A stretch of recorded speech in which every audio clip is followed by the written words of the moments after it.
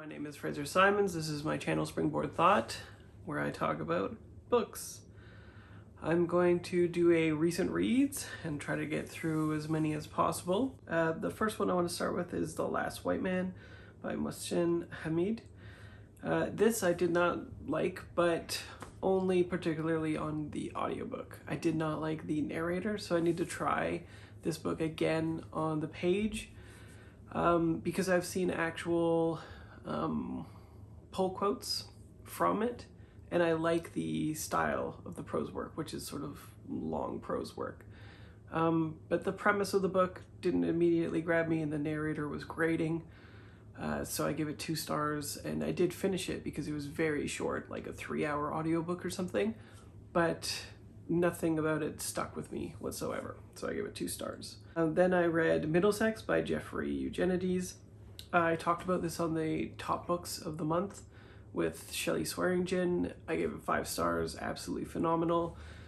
It is a intergenerational family drama, essentially, that chronicles 3 generations of the family, and it is very fluid with time, and there's a mystery placed at the heart of it by the narrator, who has a very unique voice and is working its way up to a specific event. And they are somebody who has transitioned throughout their life, and you learn why and how that specifically happened for them. And I think it's a very unique story, one that I hadn't encountered myself anyway in queer lit. And it was just brilliantly rendered, leapt off the page. The audiobook was phenomenal. It was amazing on the page as well.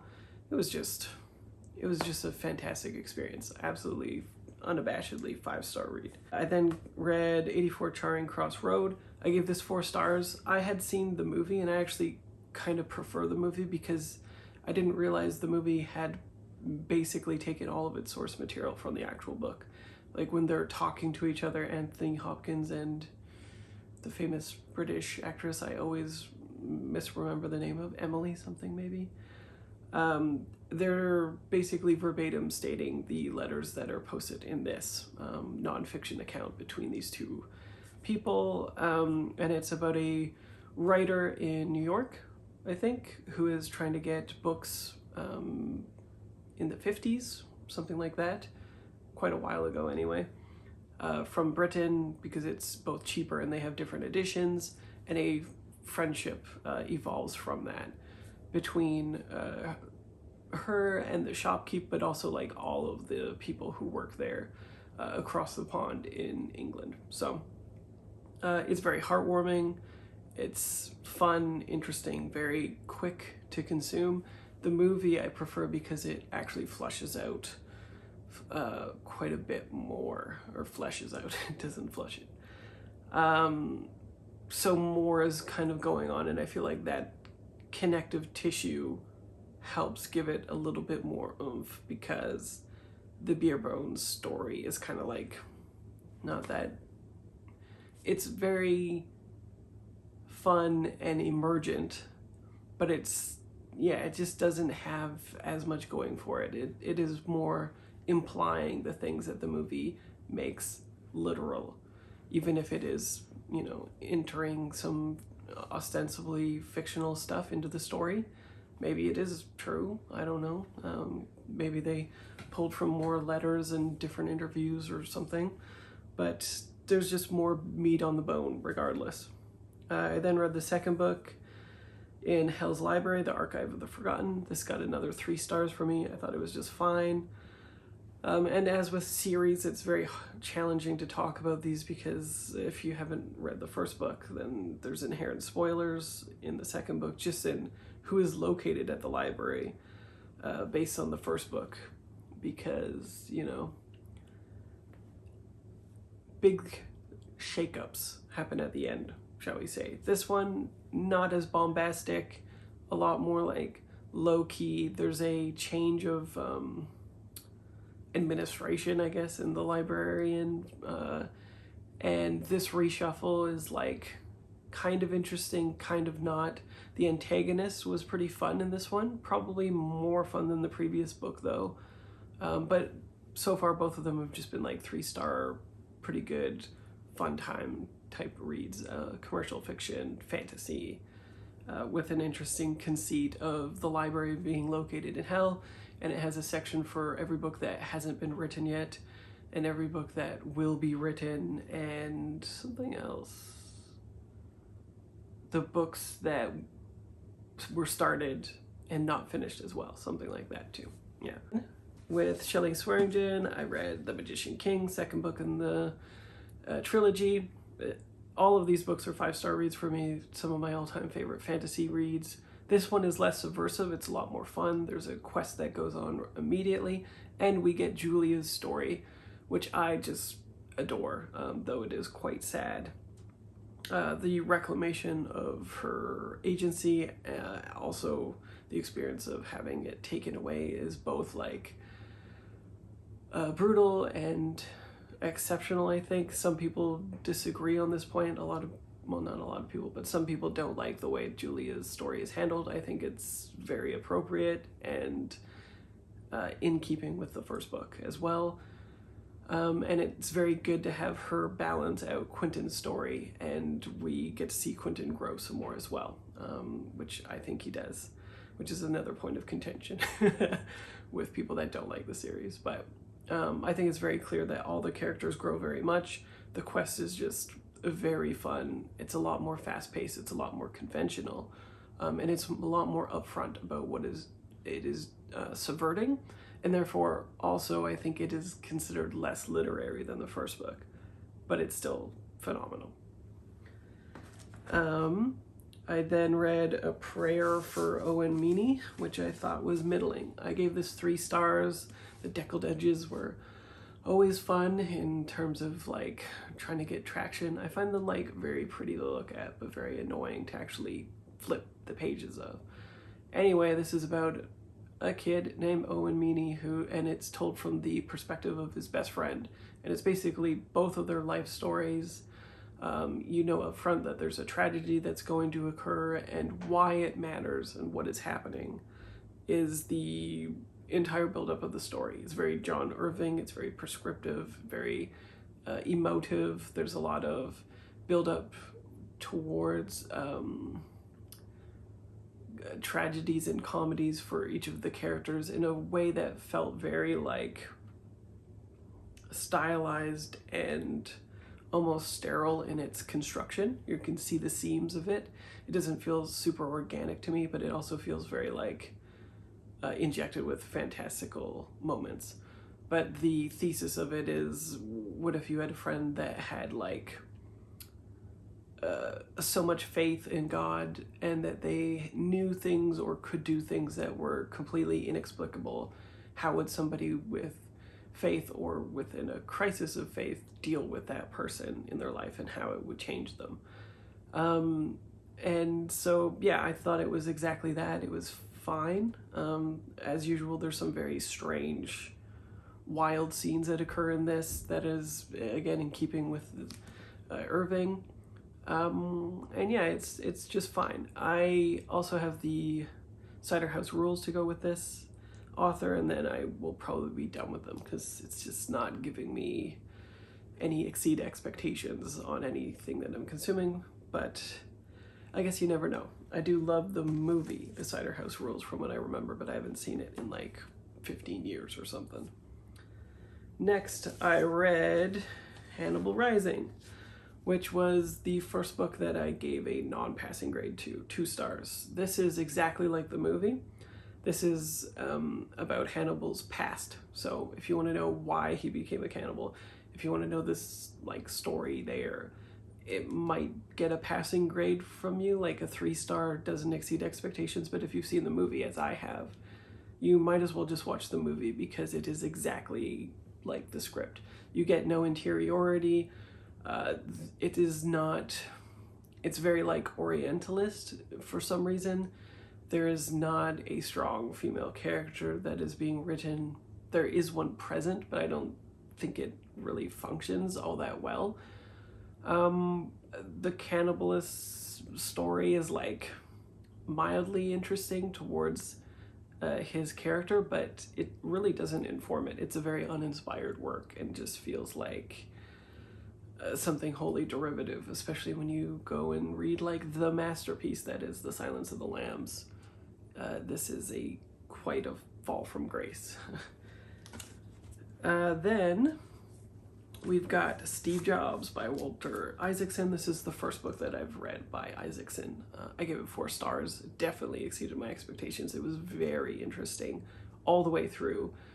Boy, was Jobs a character. He was someone on the spectrum, it seems like. He had the means from the very beginning, as most of these people do, to be able to affect change through wealth, and then started to use his wealth in latter years towards actual good things once he kind of figured that out. But he was like pseudo mystical in the beginning, pseudo a lot of things. He literally pirated people's ideas and then purported them as his own, but it does a very good job of illustrating his strengths and his weaknesses, to the point where it's not solely him co-opting other people's ideas for how much he pioneered the tech industry in that space. Also, the section with him running Pixar was enormously interesting to me, because I did not know that he was even a part of Pixar, and what the important stories for some of those are to him, and why they were pitched in the beginning anyway, is really fascinating to me. But yeah, there's no question that he was generally not a very good person, I would say, especially if you were close to him. Not a good person to work for generally, and yeah, without money, none of this gets done anyway. So it was just a completely fascinating, enthralling, interesting read. The audiobook was also very good. The narrator was not like fantastic. It was like a 3.5, 4 out of 5 narrator, but the story is just completely compelling. So this really worked for me. Next, I tried on audio Rehearsals for Living by Robin Maynard and Leanne Simpson, I believe, also. But on audio, I really didn't feel it did not work for me at all. It took like 25 to 30% just talking about what the book was going to be about and how they put it together and stuff. It was just excruciating. And I didn't feel that they were very conducive to narrating their own parts. I found it very boring, and it's strange because Simpson herself is quite good at narrating other works. This, because it is nonfiction with their collaboration, talking about various topics that they introduced, I think mostly via email until they met up in person. It's just recounting things, and I just don't like that. So I'll have to try it on the page at some point, but I have a huge backlog of TBR anyway, so I'll probably never get to it. Next, I read a disappointing book, Hyperion by Dan Simmons. There are sections of this that are pretty genius, but overall, when taken as a whole, it was a 3-star read that merely cashed in, because the first 2, 3, I think were quite excellent, and then it starts degrading into this like cornucopia of sex and mysticism and misogyny and just very like cishet white wankery, basically, of like his wet dreams basically being splayed out in this, especially a LARP type one where he's just in a battle and then someone just comes and sleeps with him out of the blue, and that entire story does not get better from there. It just gets worse and worse. There is some interesting things about colonization and indigeneity in some of these things, but it's just so peripheral to it that it feels very muddled because it's a short story collection. There's a group of travelers, and each of them are verbalizing in each of the chapters how they came to be, and eventually all the stories interweave in an unsatisfactory way for me. But nonetheless, is a more complicated and interesting and therefore compelling reason to keep reading it. When you read about people having sex on the battlefield all of the time, for instance. So yeah, it was fine. I'll definitely not continue reading it. The audiobook production was excellent. It's on Audible. I believe there was 2 or 3 narrators, or maybe a narrator for each actual person. Regardless, it was a phenomenal production, like a 5 out of 5 thing. So it'd be the way to consume it, I think. Next, I read The Map of Salt and Stars by Zain Jukhadar. I give this 4 stars. I saw this on Leo Bancroft's channel. Yeah, it was just really great. Not too much of the world building has actually stuck with me, but it definitely exceeded my expectations. The audiobook was phenomenal. And during it was completely enthralling. And the dual timelines felt like they served a big purpose in educating you in the history of the region. One is set in the far past and one in the present, and you kind of see how like war has shaped the environment as well as the people from generational gaps as well, but also like just the things that they had to go through feel a lot more enunciated. And then the organic way in which it seeds all of the information, like the information design itself within the plot, I think is just really exceptional. It was a bit long. The pacing felt a little bit hindered sometimes, probably because of the dual timeline stuff going on. Rather than like making it super fast, it made it dwell in certain moments for a very long amount of time, kind of hitting you over the head with a point. But it was still a 4-star read, exceeded my expectations. The next book did not exceed my expectations. Season of Darkness, Detective Inspector Tom Tyler, #1 by Maureen Jennings. This was fine. It's very like a standard murder mystery thing. Classism is at play.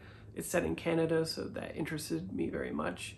It's talking about the ways in which veterans of a war are changed, which is kind of something that I've also been hit over the head with for detective series.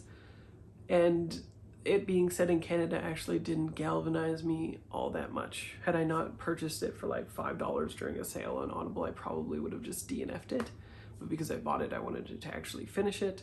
The killer is easily guessable. The actual inspectors didn't grab me whatsoever. It was just a fine read to consume. Next, a great book that could have been 5 stars but wasn't, was The Art of Fielding by Chad Harbuck. Again, on Audible. This is a really good production value book, but on the page, the prose work is also excellent. So this is a subversive work, I would say. It is queer lit, but I would say that it is not showcasing that identity in a way that most people would expect. It is about a ball player who is like a phenom. He's exceptional in every way. He comes to the university, which is kind of rebuilding its team and it needs a star, and they get one. However, when an accident occurs, it kind of breaks this phenom's brain. He hits his roommate and friend, the gay man that is featured in this book. One of them anyway. The other would be a spoiler. When a pitch goes wild, and it goes from how it affects the man struck as well as psychologically the damage that like unfurls for all the peripheral characters as well, interestingly, when that occurs, and his raw talent, it no longer matters because his motivation is no longer there. And we get the perspectives of the dean of the university, as well as his daughter, who comes and visits and gets embroiled in this, as well as the team captain, who is trying to like coach this guy back into being the phenom that he knows he could be, to win, but also to like increase their chances to get seeded into the big leagues and all of this kind of stuff. So it's a very strange setup where it's not super about the game most of the time. There is some breakdowns of games occurring, but not like as much as you might expect when it's called The Art of Fielding, which is a pamphlet that the phenom guy consumes all of the time, and is a way of kind of like doing exposition about the game in the text, basically. But mostly it is about the drama that occurs from that one event, with all of the characters getting a perspective and it kind of flipping around, doing that.